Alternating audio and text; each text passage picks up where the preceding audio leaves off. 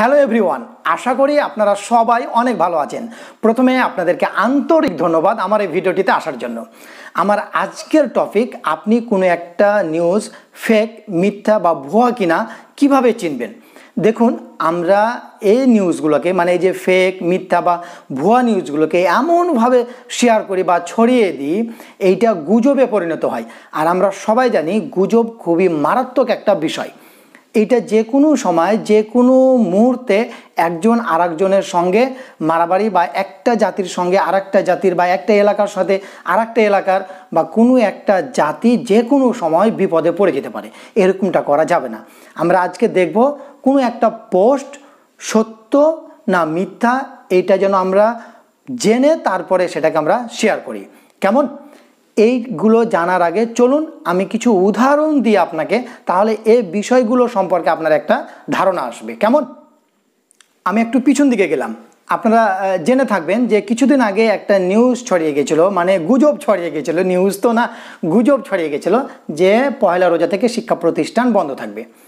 আর ওই পোস্টটা ছিল অনেক দিন আগের পোস্ট, 2 বছর 3 বছর আগের পোস্ট। একটা কে শেয়ার করেছে সেটা আমরা সবাই চোখ মুখ বন্ধ করে শেয়ার করি। ভালো জিনিসগুলোতে আমরা চোখ মুখ বন্ধ করে শেয়ার করি না, যেগুলো গুজব মানুষের ক্ষতি হবে সেগুলোতে আবার আমরা চোখ মুখ বন্ধ করে শেয়ার করি। দেখুন, এটা কিন্তু করা যাবে না। এরপরে কি হলো, এই যে হানিফ সংকেত, আমাদের বাংলাদেশের বিনোদন অঙ্গনের জনপ্রিয় ব্যক্তিত্ব হানিফ সংকেত, তাই না? এবং জনপ্রিয় আমাদের যে ম্যাগাজিন অনুষ্ঠান ইত্যাদি, এটার তিনি পরিচালক বলেন, লেখক বলেন, প্রযোজক বলেন, উপস্থাপক বলেন, সবই তিনি, তাই না? এই ব্যক্তিটিকে মেরে ফেলা হয়েছে এবং তিনি, তার কত দুঃখ, তিনি লাইভে এসে বলছেন আমি মারা যাইনি, এইটা ভুয়া নিউজ, আমি এখনও বেঁচে আছি। দেখুন, একটা মানুষকে আমরা মেরে ফেলছি এই ভুয়া নিউজের ফলে। দেখুন, এই বেকুবের মতো কাজগুলো করা যাবে না। আপনার কাছে একটা টুলস আছে, সোশ্যাল সাইট আছে, ইউটিউব আছে, ওয়েবসাইট আছে, আপনি ভালো কাজ করুন, এর ভালো বেনিফিট পাবেন। দেখুন, রাতারাতি ভাইরাল হওয়ার তো দরকার নেই, তাই না? আর রাতারাতি ভাইরাল হলে তো আপনাকে রাতারাতি ওই জেলখানায় যেতে হবে, 7টা শিখের মধ্যে যেতে হবে, যে কোনো সময় হতে পারে। যেহেতু আপনি গুজব করে একটা জাতিকে বিভ্রান্ত করছেন, এরকমটা কখনো করবেন না। প্লিজ রিকোয়েস্ট থাকলেও এটা করা যাবে না। আর যারা শেয়ার করছেন, চোখ মুখ কান খোলা রেখে শেয়ার করবেন, আপনিও কিন্তু সমান দায়ী, এটা কিন্তু মনে রাখবেন। এবার 3 নম্বর পয়েন্টটা যে বলি, এই যে আমাদের চট্টগ্রাম সীতাকুণ্ডের এই যে বিএম কন্টেনারে বিস্ফোরণ হচ্ছে, আমরা সত্যি আন্তরিকভাবে দুঃখিত এবং পরিবারগুলোর প্রতি সমবেদনা জানাচ্ছি। আসলে এটা মানে কোনোভাবেই পূরণ করা সম্ভব না। একটা পরিবার থেকে একটা যে আয় করতো, আয় করার মানুষটাই নাই, ওই পরিবারটা কিভাবে যে থাকে বা কত কষ্ট হয়, আমরা আমাদের নিজের আয় যদি বন্ধ থাকে তাহলে এটা আমরা অনুধাবন করতে পারবো। আসলে এটা ভাষায় প্রকাশ করার মতো কিছু নাই। কি বলবো, আল্লাহ তাদেরকে ধৈর্য ধারণ করার সাহস দেন এবং আমরা যেন সবাই নিরাপদ থাকতে পারি, আল্লাহ যেন আমাদের এই তৌফিক দান করেন। যাই হোক, আমরা কি গুজব ছড়াচ্ছি, এই কন্টেনারের মধ্যে হাইড্রোজেন পারঅক্সাইড আছে এবং এই হাইড্রোজেন পারঅক্সাইডগুলো মেঘের সাথে মিশে যাচ্ছে এবং মিশে কি হবে, যখন পানি হবে তখন অ্যাসিড বৃষ্টি হবে। এই অ্যাসিড বৃষ্টিতে আপনারা 10-15 দিন ভিজবেন না। আচ্ছা, আপনি একবার চিন্তা করুন, যদি অ্যাসিড বৃষ্টি হয়, আমরা যদি ভিজতে না পারি, তাহলে যতগুলো গাছ আছে, সহজ কথায় যতগুলো জীব আছে, ওইগুলো বাঁচবে? তাহলে তো এটা বিশাল একটা ব্যাপার, তাই না? তাহলে এইটা কোনো একটা ব্যক্তি পোস্ট করলো আর নিচে লেখা আছে ডিএম, মানে ঢাকা মেট্রোপলিটন পুলিশ। আচ্ছা, কেউ একটা পোস্ট লিখলো, দিয়ে শেষে লিখলো এটা সোহেল স্যারের মাধ্যমে জানতে পেরেছি। আচ্ছা, আমার মাধ্যমে যদি জানতে পারে, আমার নাম লিখে দিল আর আমি বলে দিলাম, এটা কি হয় বলেন তো? এটা কখনোই হয় না। সুতরাং একজন ব্যক্তি বা কোনো একটা মাধ্যম পোস্ট করলো আর আপনি এটাকে শেয়ার করলেন, এটা কিন্তু বুদ্ধিমানের কাজ নয়। চলুন, আমি অনেকগুলো উদাহরণ দিলাম, এখন কিছু কথা বলবো যে কিভাবে একটা ফেক নিউজ আপনি চিনবেন। সে বিষয়গুলো একদম মাথার মধ্যে গেঁথে নেবেন এবং ডিসিশান নেবেন আগে যে এটা সত্য না মিথ্যা, তারপরে কোনো কিছু শেয়ার করবেন, তারপরে পোস্ট করবেন। এটা আপনার জন্য মঙ্গল, আমার জন্য মঙ্গল, আমাদের নেক্সট জেনারেশনের জন্য মঙ্গল। ঠিক আছে, তো চলুন তাহলে শুরু করছি। প্রথম 1 নম্বর পয়েন্ট যেটা আপনাকে মনে রাখতে হবে, আমি কোনো একটা পোস্ট দেখার পরে প্রথমে আমি দেখি যে পোস্টটি কে করেছে বা কোন মাধ্যম থেকে করা হয়েছে। দেখুন, কিছু বিষয়ে সিদ্ধান্ত নেওয়ার আগে আপনাকে অবশ্যই খেয়াল করতে হবে যে পোস্টটি করা হয়েছে ওইটি কোন ব্যক্তির মাধ্যমে করা হয়েছে বা কোন মাধ্যমে করা হয়েছে, ওই ব্যক্তিটি বা মাধ্যমটি ট্রাস্টেড কি না, এটা প্রথমে আপনাকে এনশিওর হতে হবে। যেন তেন কোনো একটা ব্যক্তি কোনো একটা কথা বলে দিল, কোনো একটা পোস্ট করে দিল, আর আপনি ওটাকে কপি করে পেস্ট করলেন কিংবা শেয়ার করলেন, এর মতো বোকামি আর দ্বিতীয়বার করবেন না। 2 নম্বর যে বিষয়টি হলো সেটি হলো শেয়ার পোস্ট। অনেক সময় কিন্তু কোনো ব্যক্তি বা কোনো একটা মাধ্যম ডিরেক্ট পোস্ট করে না, শেয়ার করে, তাই না? শেয়ার করলেও তো প্রবলেম নাই, শেয়ার করার পরেও কিন্তু আমরা জানতে পারি ওই পোস্টটি মানে মালিককে, অরিজিনাল মালিককে। এ লক্ষ্য করুন, এই যে ইনি এই পোস্টটি শেয়ার করেছেন আর এই পোস্টটির অরিজিনাল মালিক হলো এই ব্যক্তিটি বা এই প্রতিষ্ঠানটি। কেমন? তাহলে এটাও আপনাকে দেখে নিতে হবে। শেয়ার পোস্ট যদি হয় তাহলে ওই শেয়ার পোস্টটির অরিজিনাল মালিককে সেটা আপনি অ্যাট ফার্স্ট দেখবেন। একটা পোস্ট দেখার পরে 3 নম্বর যে বিষয়টি আমি খেয়াল করি যে এই পোস্টটি আসলে কতদিন আগে করা হয়েছিল। আপনি খেয়াল করলে দেখবেন কিছু পোস্ট প্রত্যেক ইয়ারলি কিন্তু সেইটা মানে কি হয়, র্যান্ডমলি কিন্তু আমাদের চোখের সামনে চলে আসে। দেখুন, প্রত্যেক বছরের ঘটনা প্রত্যেক বছরই একই রকম তো নাও থাকতে পারে, তাই না? আজকে একটি ঘটনা ঘটলো, এই ঘটনা মনে করেন 2, 3, 4 বছর আগে একটা ঘটনা ঘটেছে। এখন ওই 2, 3, 4 বছরের ঘটনাকে আপনি শেয়ার করে আজকের ঘটনার সাথে গুলিয়ে মিশিয়ে আপনি প্রচার করে দিলেন, এইটা কিন্তু করা যাবে না। কারণ তখনকার সিচুয়েশান, তখনকার যে সিদ্ধান্তগুলো নেওয়া হয়েছিল এখনকার সিচুয়েশানে ওই সিদ্ধান্তগুলোই নেওয়া হবে তেমনটা কিন্তু নয়। সুতরাং বুদ্ধিমানের কাজ হবে কোনো একটা পোস্টকে সত্য না মিথ্যা এটা জানার সময় দেখব যে এই পোস্টটি কতদিন আগে করা হয়েছিল, টাইম, সময়, ফরম্যাট সব কিছু ঠিক আছে কি না। 4 নম্বর যে বিষয়টি, এটি খুবই ইন্টারেস্টিং একটা ব্যাপার, মানে ইন্টারেস্টিং আবার দুঃখজনকও ব্যাপার। সেটা কেমন, যে কৌতুক। আচ্ছা, কৌতুকটা কেমন হয় আপনারা প্রায় খেয়াল করবেন। এপ্রিল ফুল বলে আমরা বাঙালিরা কি বলবো, যে আমরা যে কোনো জিনিসকে মানে আচ্ছা বাদ দেন, ওগুলো আমি বলতে যাচ্ছি না। আসলে আমি আজকে চিনবো যে কীভাবে একটা ফেক নিউজ। হ্যাঁ, অনেক সময় দেখেন যে আমি অনেক অসুস্থ, আমার ক্যান্সার হয়েছে, ওই হয়েছে, মেডিসিন নিচ্ছে, ভালো হচ্ছে না, আমি মৃত্যুর পথে, আর ডাক্তার বলে দিয়েছে আর মাত্র 1 ঘন্টা বাকি আছে, আমি মারা যাব।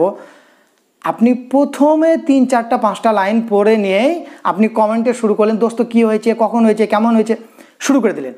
শেষে আবার লেখা হয়েছে যে দোস্ত আমি না, এটা 2021 সালের ক্যান্সার হয়েছে, এইটা বিদায় নিচ্ছে। শেষেরটুকু আপনি পড়লেন না, আপনি সম্পূর্ণ পড়ে ডিসিশান নেবেন। একটা পোস্ট সম্পূর্ণ পড়ে ডিসিশান নেবেন যে পোস্টটিতে আসলে কি বলা হয়েছে।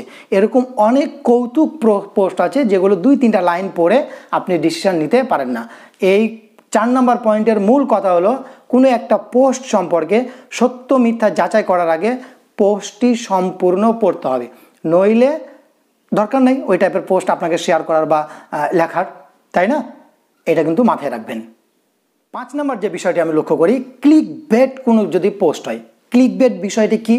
ক্লিক বেট বিষয়টি হলো আপনার লেখার ধরন আলাদা আর ওই লেখার সাথে ছবির মানে যে ছবিটা পোস্ট করেছে সেটা আলাদা, মানে আকাশ জমিন পার্থক্য। ধরুন আপনি আমার সম্পর্কে লিখছেন আর নায়ক নায়িকার ছবি দিয়ে দিলেন, এর মানে হলো ওই পেজ বা ওই গ্রুপগুলো কমপ্লিটলি ফেক। এরা মানে কোনো কিছু সামঞ্জস্য করে কোনো পোস্ট করে না, এরা মানুষকে বিভ্রান্ত করার জন্যই পোস্ট করে। এই ক্লিক বেট টাইপের পোস্টগুলোকে আপনাকে এড়িয়ে চলতে হবে। আর এইগুলো পোস্ট যদি আপনার চোখের সামনে পড়ে, আজকের পর থেকে এগুলোকে ব্লক মেরে দেন, এগুলো আপনার চোখের সামনে না আসাটাই ভালো। কেমন? 6 নম্বর বিষয়টি যেটা আমি খেয়াল করি সেটা হলো শিরোনাম এবং বানান ভুল। খেয়াল করবেন যেগুলো মানে প্রফেশনাল টাইপের পোস্ট করে না, যেগুলো ট্রাস্টেড না, সেগুলো শিরোনাম খুবই অতিমাত্রায় চমকপ্রদ হয়, আই ক্যাচিং হয়, মানে আপনি পড়লেই ওইখানে একটু আটকে যাবেন। যেমনটা ধরুন এরকম পোস্ট আপনি প্রায় দেখতে পাবেন যে 10 টাকায় 50 GB 1 মাসের জন্য দেওয়া হয়। আপনি থামবেন না যে কি ব্যাপারটা, তারপরে আমরা সেখানে ক্লিক করি, দিয়ে আমাদের আইডিগুলোকে হারাই। দেখুন এই টাইপের পোস্টগুলোতে ক্লিক করার আগে, শেয়ার করার আগে বা সত্য বলে বিশ্বাস করার আগে 100 বার ভেবে নিতে হবে এইটা কোন জায়গা থেকে পোস্টটা করা হয়েছে, এর অরিজিনাল মালিক কে, ট্রাস্টেড কিনা, নইলে কিন্তু আপনি তো বিপদে পড়বেনই, ফেসবুক আইডি টাইডি হারাবেন, তার সাথে সাথে যদি শেয়ার করেন অন্যগুলোও বিপদে পড়ে যাবে। ঠিক আছে, এরকমটা করবেন না। এই টাইপের পোস্টগুলোতে অনেক বানান ভুল থাকে, খেয়াল করবেন। যারা প্রফেশনাল, যেমন ধরুন আপনি বিবিসি নিউজের একটা পোস্ট পড়ছেন, ওইখানে বানান ভুল থাকতে পারে, আনফর্চুনেটলি লেখার সময় 2-1টা থাকতে পারে, বাট এই টাইপের পোস্টগুলোতে ভুরি আপনি বানান ভুল পাবেন, ফরম্যাট ভুল পাবেন, তাহলে বুঝবেন যে এগুলো একটা ভুয়া নিউজ হতে পারে। কেমন? আমি মোট এখানে 6টা পয়েন্ট বললাম। এই 6টা পয়েন্ট কিন্তু আপনাকে খুব মাথার মধ্যে ভালো মতো রাখতে হবে, তারপরে আপনাকে ডিসিশন নিতে হবে যে এগুলো সত্য কি না। এরপর চলুন, এর সত্যতা যাচাই করার জন্য আপনি আরও 2টি স্টেপ কি করবেন। আমি যে পয়েন্টগুলো বললাম, এই পয়েন্টগুলো আপনি অ্যাট ফার্স্ট যাচাই করবেন।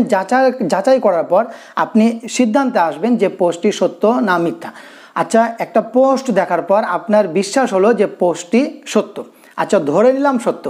এই পোস্ট সত্যটা প্রমাণ করার জন্য আপনাকে আরও ওভার শিওর হতে হবে, কারণ আমি কিন্তু বাড়িতে বসে থেকে একটা নিউজ দেখেই কিন্তু ডিসিশান নিতে পারি না যেটা আসলে সত্য না মিথ্যা।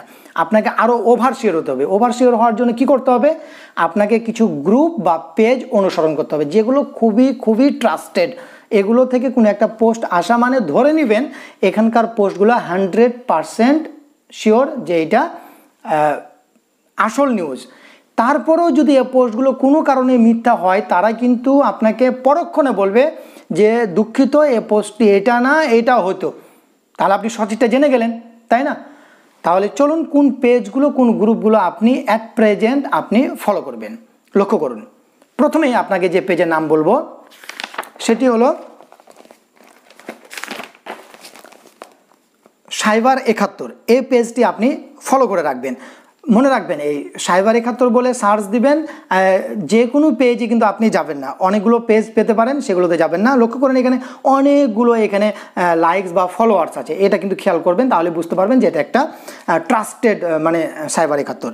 তারপরে আপনি কাকে অনুসরণ করবেন? বিবিসি বাংলা, এই পেজটাকে আপনি যাবেন। মানে কোনো একটা পোস্ট দেখে বিশ্বাস হয়েছে, এবার আপনি পোস্টের সত্যতা যাচাই করছেন যে আসলে এটা সত্য কিনা।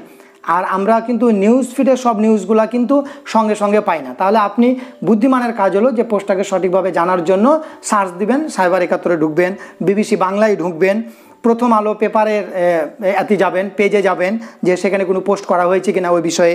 তারপরে সময় নিউজ.টিভিতে যাবেন, এটিএন নিউজে যাবেন, অথবা আইসিটি ডিভিশন বাংলাদেশ। এই যে 6টা পেজ বললাম, এই 6টা পেজ বা গ্রুপে আপনি একটু দেখবেন যে ওই বিষয়ে কোনো পোস্ট করা হয়েছে কিনা।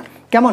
এরপরে আর একটা পথ আছে, সেটা হলো আপনি যদি জাতীয় ইস্যু হয়, আর গুজবগুলো কিন্তু সবসময় মনে রাখবেন এগুলো কিন্তু জাতীয় ইস্যুই হয়।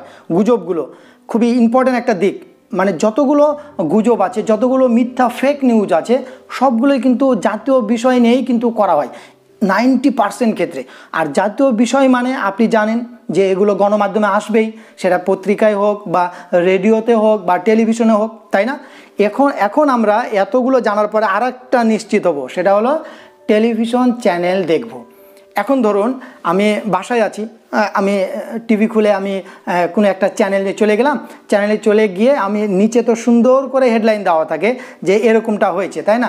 যেগুলো হট নিউজ, একেবারে মানে কি বলবো, রিসেন্ট ঘটলো, এই টাইপের নিউজগুলো কিন্তু আমাদের হেডলাইনে দেওয়া থাকে, পড়ে নিব। বা কোনো একটা ঘন্টার আওয়ারলি একটা ঘন্টার 5 মিনিট খবর দেখে নিব, তাহলে তো ওই বিষয়টা আমি নিশ্চিত হয়ে গেলাম, তাই না? আর জাতীয় ইস্যুগুলো কিন্তু আপনাকে এভাবে নিশ্চিত হতে হবে। আরেকটা কথা হলো, এখন আপনার কথা হতে পারে আমি তো বাইরে আছি, মাঠে আছি, ঘাটে আছি, কিভাবে দেখব যে আমি নিউজটা দেখব? কোনো অসুবিধা নাই, আপনার হাতে অ্যান্ড্রয়েড ফোন, এখন তো সবার হাতে অ্যান্ড্রয়েড ফোনের একটা পপুলার অ্যাপস হলো টফি অ্যাপস। খেয়াল করুন, এই যে টফি অ্যাপস, এই অ্যাপসটি আপনি ডাউনলোড করে নেবেন। ডাউনলোড করে নিয়ে আপনি এই অ্যাপসে আপনার জিমেল আইডি দিয়ে বা মোবাইল নাম্বার দিয়ে আপনি এর মধ্যে যাবেন। এর মধ্যে গিয়েই দেখবেন যে অনেকগুলো বাংলাদেশের টিভি চ্যানেল পেয়ে যাবেন। সেখানে সময় নিউজ আছে, এটিএন নিউজ আছে, জি বাংলা, সব জিটিভি থেকে শুরু করে সব চ্যানেল আপনি পেয়ে যাবেন। আপনি খুব সহজে ক্লিক করলেই আপনি আপনার মোবাইলে আপনি ওইগুলো দেখতে পারবেন, ওই চ্যানেলগুলো দেখতে পারবেন। তাহলে ওই চ্যানেলগুলো আপনি পথে ঘাটে যেখানে যে অবস্থায় থাকেন আপনি দেখতে পাচ্ছেন। এইভাবে কোনো একটা নিউজ যদি আপনি কোনো সোশ্যাল মিডিয়ায় বা ফেসবুকে ইউটিউবে বা কোনো একটা ওয়েবসাইটে যেখানেই দেখবেন নিউজের সত্যতা যাচাই করবেন। যাচাই করার পর আপনি ডিসিশান নেবেন যে পোস্টটি শেয়ার করবেন কিংবা কোনো একটা অংশ লিখে তা আপনার ওয়ালে পোস্ট করবেন। ইচ্ছা আমার মুদ্রা কথাটি হলো আপনাদের কাছে অনুরোধ থাকবে, আমাদেরকে বিভ্রান্ত করবেন না, জাতিকে বিভ্রান্ত করবেন না। আমরা সবাই ভালো থাকতে চাই, আপনিও ভালো থাকেন, আমিও ভালো থাকি, আমাদের নেক্সট জেনারেশনগুলোও যেন ভালো থাকে, কেউ যেন বিভ্রান্তির মধ্যে না পড়ে। এখন কি অবস্থা হচ্ছে বলেন, আমরা কেউ কাউকে বিশ্বাস করতে পারি না, তাই না? কেউ কাউকে বিশ্বাস করতে পারি না। একটা ভালো মানুষ বিপদে পড়লে তার যদি 2 টাকা দরকার হয় তাকে টাকা দিতেও ভয় লাগে, এমন একটা কন্ডিশনে আমরা পড়ে গেছি। কিসের জন্য? এই মিথ্যা ভুয়া কাজের জন্যই আমরা আজকে এরকম কন্ডিশনে পড়ে গেছি। আমরা এখান থেকে বের হতে চাই, সবাই ভালো থাকতে চাই এবং পৃথিবীকে ভালো রাখতে চাই। আশা করি আমার কথাগুলো একটু অনুসরণ করবেন, ভালো থাকবেন, সুস্থ থাকবেন, আমাদের সঙ্গে থাকবেন। কোনো ভুল হলে মাফ করবেন এবং এই পোস্টটি আপনার বন্ধুদের সাথে শেয়ার করবেন। আল্লাহ হাফেজ, আসসালামু আলাইকুম।